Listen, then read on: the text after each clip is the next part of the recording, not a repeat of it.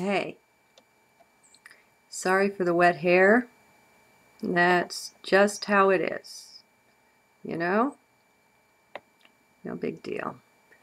Okay, I don't know that I have a tootin' thing to say. I really don't. Um, I feel kind of under a heavy energy. I can't identify it. I don't feel down or anything. Just kind of like no energy. And I don't know if it's me, it's personal. Most likely it's general. Uh, Not a clue at this point what's behind it. But I noticed something on the last video I recorded, and or maybe next to the last, I don't know. It's got Chinese music in it.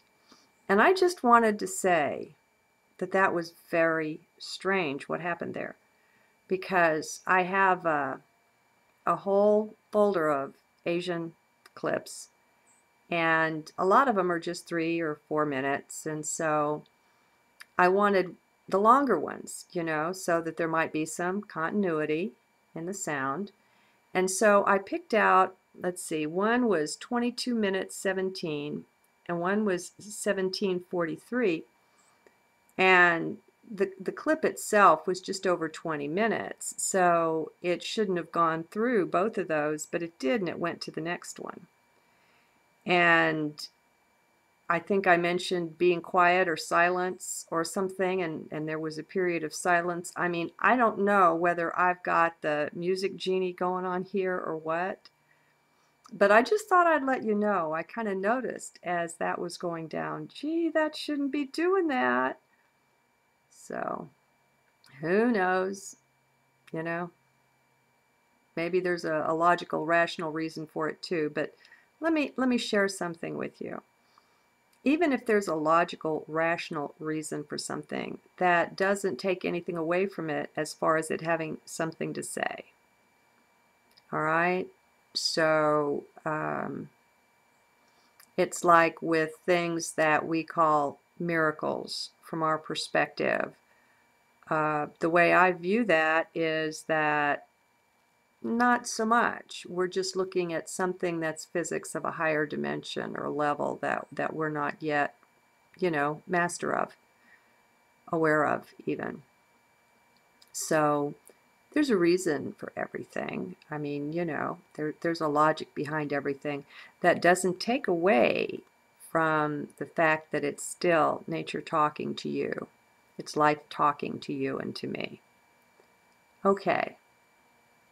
Now, I was kind of watching and listening inside just before I turned the camera on to see if anything would pop up, if I even really felt like turning the camera on. And I opened up my text program and looked at, I've got half a dozen journals written there, but, didn't feel like doing that. So I was just watching, and I noticed something. The 2 days of quiet, interior quiet that I went through earlier, I wouldn't say it's as completely quiet now as it was then. But what I did notice was it was as if there were some thoughts going on, but they were off in the distance. And I wasn't interested enough in them to pay any attention. So, as if the habit of ignoring mind has gotten mind to stand off at a respectful distance when it's thinking, unless it's called forward. I don't know. I'm just saying that's how it seems for the moment, okay? Remember, always, I could be full of it here. I do not put it past Source. Source has a tremendous sense of humor. Just get out of here. I mean, it's really awesome. And, we're not the butt of it so much. There's no cruelty in it, but the humor is there. So best to be alert and aware. I wanted to share something else that I've discovered, and I don't know if I've ever come right out and said it. It's a way of being, doing, or thinking, or something. Let me see if I can put words to it. Okay. You hear me say a lot of times that I'm going to drop something in heart. It's like when I'm going through my emails, which I'm getting really behind in. It's just like I don't feel like it, so I don't do it, and that's a pain. But anyway, I've got a full email box, and I'll be looking at them. And you know, it's not that I go down through them in order or anything. I do kind of, I try to answer comments first and, you know, direct communications with people before just dealing with stuff. So when I open a comment or a message or something, I'm in heart. I'm reading, looking at what I'm seeing there, but I'm listening within. And quite often, there's an answer right away, and I can go with the flow of that, and that's really good. You know how they teach in business school, handle it once, whatever it is, handle it once. Well, that's nice when it works out that way. But a number of times, not quite half, but you know, a number of times, I won't have an answer right away. I won't know what I think or what to say or whatever. And so I'll put it in heart. And I'll close it, not archive it, of course. I'll just close it, set it aside, and go do other things. And then I'll come back to it. Usually, when I come back to it, usually the second time I open it, I have an answer. Or if I don't, I'll just tell the person, I don't know, you know, or I don't have an answer for this. And what I wanted to share about that was that the mind isn't something we are, it's something we have. And we've been trained, taught, and schooled to be always in the mind, in the left brain, thinking, figuring things out, all of that stuff. Well, first of all, it's not a lot of fun. It's kind of, you know, stressful and a hassle and all that. It keeps us busy, it keeps us occupied, it keeps us out of our heart. And what I discovered, kind of sideways, because I didn't set out to do this thing, but what I've discovered is that you don't have to worry about thinking. Thinking does you. What do I mean by that? Well, it's like putting things in heart. Now, sometimes, admittedly, I have to sleep on it. I have truly found again and again that if I don't know what to do about something, if it's in my heart and I lay down and go to sleep, ever so often I wake up the next day and I just know. Now, I don't have dream recall to speak of or anything like that. I just know the answer.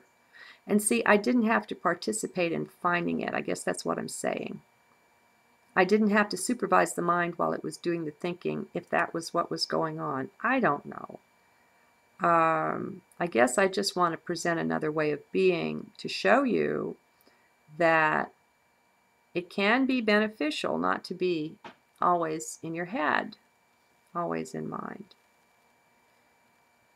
Now, I realize this doesn't work for everybody. If you've got a job that just requires you to be there like that, that's how it is, you know. But even so, now that I think about it, look at Einstein. I mean, he came to a lot of things this way. And see, nobody's any better than anybody else. That's really important for us to latch on to. We've also been taught this hierarchical thing about how some people are better than others, smarter than others, more competent, whatever, meant to rule, meant to follow. A bunch of BS, huh? I mean, it's interesting as far as the script for the play and all that, but let's not put any belief into it, because everybody is everybody. Oh my God. It's a wonder that the people in white coats, you know, haven't been sent knocking. But anyway, really, we're all one. And whatever your experience is, that's a part of the one. Well, that means that's available to me. Now, I'm not saying I can directly come and do a Vulcan mind meld, you know. I'm not saying that. And see, people are so used to thinking in the conscious mind that they think as the conscious mind. And so they're putting the mind to this. And I'm going to ask you to let go of that and just go into heart. Now, a heart way of knowing is more of a being than a thinking or a doing or a knowing. And so, while there is the sense that I am you and you are me, well, here, try this. This is something that I learned with a group called Matrix Energetics. That's fun. They have one way of seeing and doing and being that's very creative and rather advanced, and I participated for a while. The idea is that, now I'm going to say it my way, okay? I do things my way. I did the Matrix Energetics thing for a while, a year, maybe 2 years, and then I felt like I graduated from it. I mean, I went through their 3 levels. It's not officially graduated because they said I graduated. I felt like I graduated because I didn't need it anymore. We come into things with quite a lot. We get what we can from them, and then it's time to go on.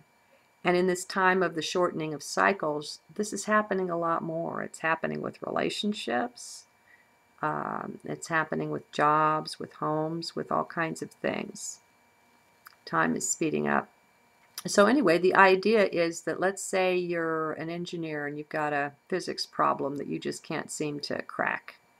It's just a tough nut, and you've really put effort into it, and you've run it through the computer the ways that you can think, and you've looked up what you can think of, and it's just not working for you.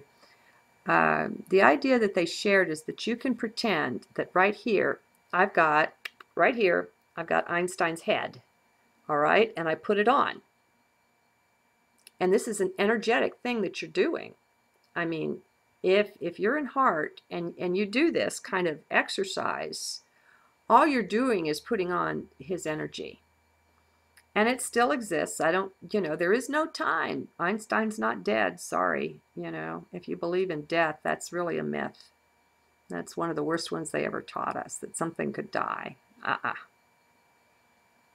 Anybody that's ever lived or ever will live is here right now with you, in you, as you, through you, whatever. So, who's ever's head? Put my head on sometime if you want to try. It's not my head where everything comes from. You might have to put my body on. I don't know. But anyway, you get the idea. This left brain stuff is ultra linear.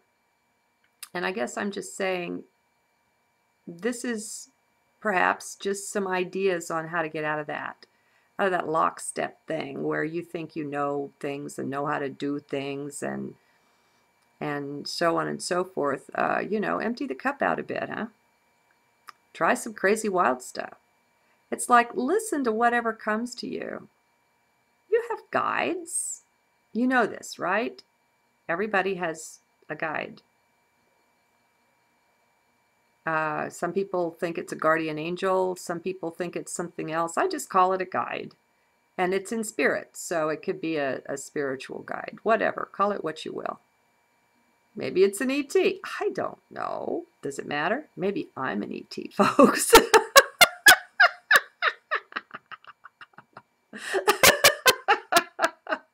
Oh, dear. Here we go again, maybe. Oh, that would be wild. Oh my God. Just don't let it be a reptilian lord. There are some people really that are convinced. I don't care myself. It really doesn't matter a bit. I mean, it's a body. Come on. It's an experience. We're spirit, folks. We're consciousness. But meanwhile, we have all these other experiences, and we get so identified with them that we freak out if somebody kind of rattles our cage or tickles our comfort zone a bit or something. Empty the freaking cup. Be empty. And then what comes, whether it's from Jesus or your spirit guide or a little green man from Mars, doesn't really matter. If it has worth, it has worth. Okay? And your heart will help you consider the source. And you do that by vibration, by the feel of it. You get a sense of things. Come on, we are brilliant. We are absolutely brilliant beings. Whatever the heck we are that. And I don't care what your IQ is. Forget it. It doesn't matter. Honest, it doesn't. One of my degrees is in early childhood special ed. I have a master's there. And one of the things that I learned is that there are people that are born without a full brain, more or less with a lot of spinal fluid or water in the head. And a surprising number of these people, if not treated as if they're horribly handicapped and they're going to be a veggie forever and all that kind of thing, you know, a surprising number of these people wind up with average or even really bright intelligence. And there's no accounting for it because it's a biological, ain't happening thing. And yet there it is.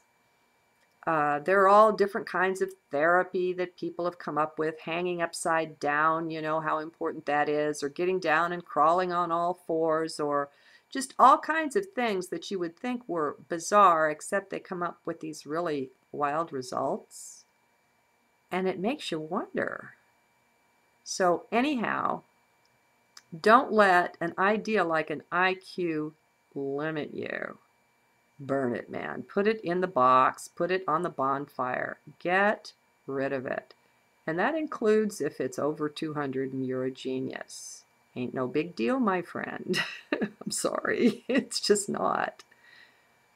These are just ways of categorizing and ranking ourselves. And we're all one and we're all equal and there's none of that. And we can all go into heart and have access to the awesomeness of divinity, of spirit, of higher self. What was that? Seemed like a light over there. Higher self. And so, and come to think of it, you know, you're in lots of bodies right now, as a by the way, and maybe that idea that comes to you is from you in another incarnation. You know, what's his name? Monroe. I think it's Robert Monroe, who did all the out-of-body journeys and studies and things and came up with the Monroe Institute. He got very, very accomplished at trips out of body and at exploring. That was his thing. He was an adventurer. He was an explorer, but he didn't explore the 3D, the physical. He explored what was beyond that. And had all kinds of encounters. His reading is good. He's just a good, decent, honest guy, you know, and he was driven and curious, and he found out a lot of stuff. Early on, he met a being. And at this point, I'm not even remembering what he called it. He came up with a word for it, a name for it, but it was a being. And he met it always in the same place. And it got to where it was a guide for him. It was really helpful. It was useful. It was mentoring him. And then one day, all of a sudden, it wasn't there anymore. And he had worried about that. It had told him that the end was coming of their meeting. You know, I'm not real clear on it. It's been a little while since I read it. But he was very sad. He went again and again and again to the same place. He made the call like he used to do, and this being was always there, and it never showed up again. Later on in his life, at some point, he came to the realization, I think, that that was him. Only that was him in the future. That was him in a more advanced state. That was him that he hadn't yet remembered. And so maybe our guides are that. I mean, come on, please. Anything is possible. Be as empty as you can. Don't have this lockdown set of patterns in your head that somebody's put in there for you to tell you how things are. Investigate, explore for yourself. Find out. Your heart knows. Your heart is so brilliant. It's just beyond the beyond. And I think this ninth wave and this acceleration of time, we're getting ready to have time not be a limit anymore whatsoever, to lose time, if you will. I think it's all leading us into our own, what do I want to say? I am that. Everybody needs to be able to say, I am that, and have it mean everything. Everybody needs to be able to go to their own heart to know the truth of something, such that no matter what you encounter, no matter what you know or don't know, think you know or don't know, it doesn't matter. You're complete, you're whole, and you've got whatever answers you need within. You can handle whatever it is. It doesn't matter. You've got it covered.